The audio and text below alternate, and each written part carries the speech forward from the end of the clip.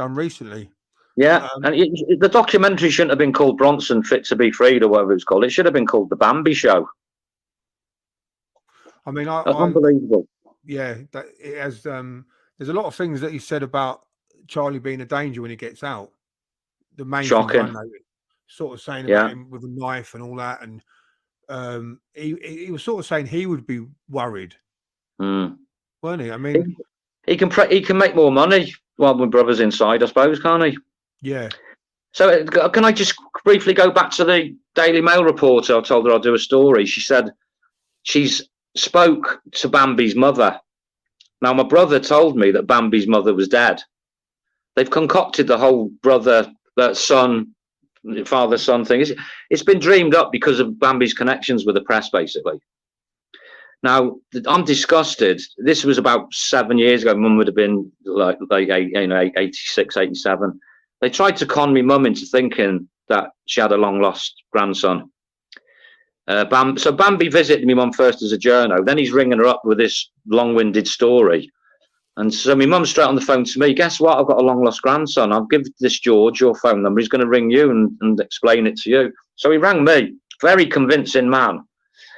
But I'm thinking at the time, my brother hadn't long been married to Irene, his first wife, who he adored. She's a lovely girl, she was. She still is. And I thought, there's no way he'd be fucking about with another woman.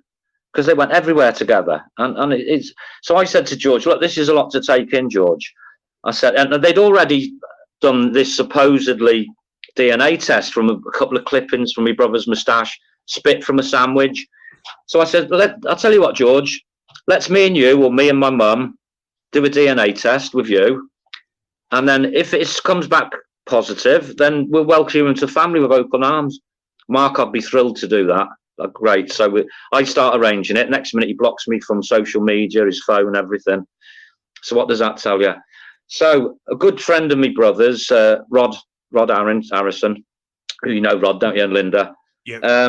Him and a couple of other guys decided to get together and got $5,000 together, contacted Bambi, said, look, there's $5,000 here to go to your chosen charity. If you do a DNA test with Mark or Ira, refuse to do it. What does that tell you? So this one that he keeps showing, because a couple of people in the comments said that there's been a DNA test, but that's obviously, what do you think that is? A doctored one or a?